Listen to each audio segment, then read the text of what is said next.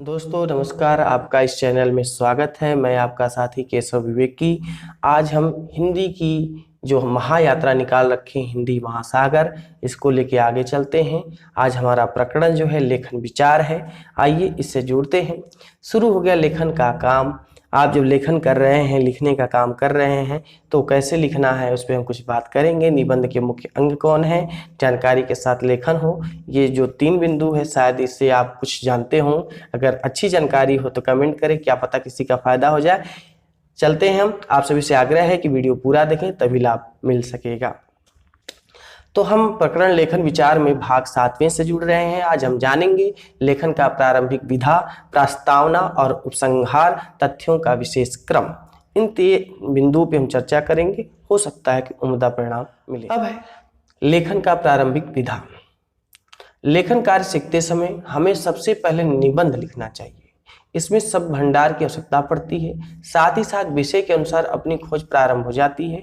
आज कोई पाठक नहीं बनना चाहता है, जिसके कारण वह लिखते समय ज्यादा देर तक नहीं चल पाता है।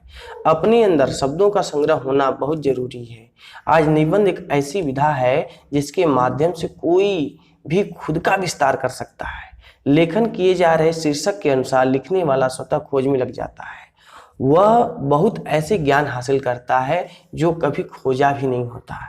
नए लोगों की भाषा शैली के विकास के लिए निबंध महत्वपूर्ण है। मेरे सामने बहुत अक्सर लोग आते हैं लेखन को लेकर के, सर मैं लेखन कर रहा हूँ, ये है वो है, अपनी तरफ से बहुत सी बातें बताते हैं, लेकिन मैं उसकी गहराई में जब उतरता हूँ तो पता चलता है कि उनका पाठचर्या नहीं है। कहीं ना कहीं वो शब्द खोज नहीं करते हैं। भाव व्यक्ति व्यक्त करने के लिए, वैसी संवेदना प्रकट करने के लिए उनके पास शैली नहीं होती है। तो वास्तव में ये विकास कैसे होगा, क्योंकि रास्ता देने से रास्ते बनते हैं। मेरे ही कमेंट में लेखन प्रकरण विचार में जो है, काफी लोग ये कहते हैं कि आप सभी को लेखक नहीं बना सकते, कवि नहीं बना सकते। सच तो ये है कि जब व्यक्ति मेहनत ही नहीं करेगा तो उसको बनाया कैसे जा सकता है। तो आइए परिश्रम के साथ कुछ सीखते हैं। प्रस्तावना और उपसंहार। देखिए, हम जब भी निबंध लेखन करते हैं तो ये ऐसे 2 मुख्य अंग होते हैं जो शुरुआत और अंत होते हैं। कोई भी आपका निबंध उतना मन से अगर नहीं भी पढ़ सकता है, परीक्षाओं में खास करके लोग पढ़ते हैं, जब देखते हैं तो वहाँ भी यही देखा जाता है। तो वह व्यक्ति जो है सामने वाला, कम से कम ये 2 हेडिंग तो देख ही लेता है कि आपका प्रस्तावना और उपसंहार क्या है। तो प्रस्तावना आपके निबंध का सिर और आपके विचारों का उत्कर्ष माना जाता है। इसके अंतर्गत आपकी वो भाव व्यक्ति झलकती है जिसके द्वारा आपके व्यवहारों की कुशलता और जानकारी के स्तर का पता चलता है। कोई इसके द्वारा आपको नहीं, बल्कि विषय के सापेक्ष आपकी समझ को जान पाता है।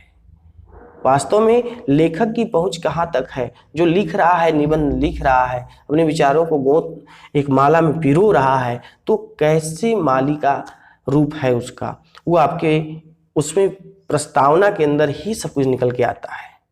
ऐसे ही उपसंहार आपके निबंध या विचारों का पूर्ण होने का संकेत होता है। वास्तविक रूप में इसके निबंध में यह देखा जाता है कि लिखने वाला व्यक्ति किन बिंदुओं के कितने पास था। साथ ही साथ आपका उस निबंध में सार्थकता झलकती है। इसी से पता चल पाता है कि आप वैचारिकता को किस ओर मोड़ना चाहते हैं। जब भी आप निबंध लिखते हैं तो आपकी लेखन के पीछे देखा जाता है कि आप कुशल कितने हो रहे हैं। किसी भी विचार या तथ्य को लेकर के आप कितने ज्यादा मार्मिक में हैं, या कितने ज्यादा कह सकते हैं कि जिम्मेदारी पूर्वक आ रहे हैं। यही वजह है कि बार बार कहा जाता है कि आप निबंध लेखन करें, क्योंकि निबंध लेखन से ही आपकी सारी पृष्ठभूमि और शैली का विकास है।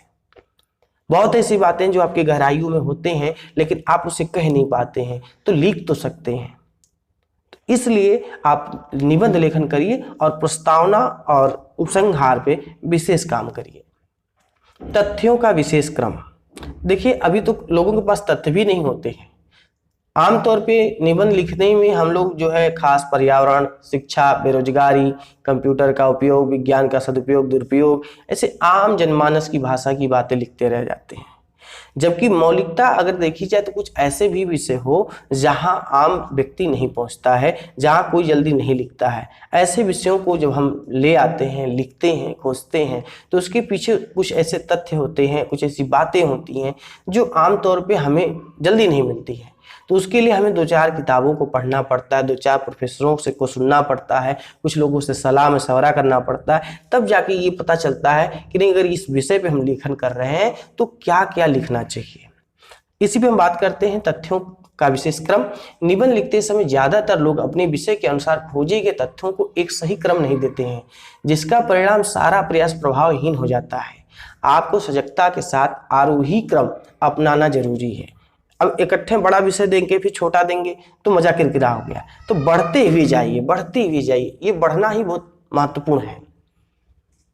व्यक्ति क्रमबद्ध तरीके से कुछ भी जानना है तो आपके उद्देश्य से भली भांति परिचित होता है। जब आप क्रमबद्ध की चीजों करते हैं तो सामने वाला हर चीज आसानी समझ जाता है। हर लेखन का प्रयास प्रकाशन या पाठक के पहुंच तक का नहीं होता है, परंतु गुणवत्ता पर ध्यान प्रारंभ से होने पर लेखन शैली को मजबूत किया जा सकता है। आपके तथ्य और उनका क्रम ही अच्छे लेखक के श्रेणी में जाने के रास्तों को खोलता है। जितना बेहतर प्रयास लिखने से पहले खोजने में होगा, ध्यान से, जितना बेहतर प्रयास लिखने से पहले खोजने में होगा उतना ही अच्छा परिणाम मिलेगा। तो अपने अच्छे परिणाम के लिए आप जो है पहले खोजें फिर लिखें। आज हमने जाना लेखन का प्रारंभिक विधा, प्रस्तावना और उपसंहार और तथ्यों का विशेष क्रम।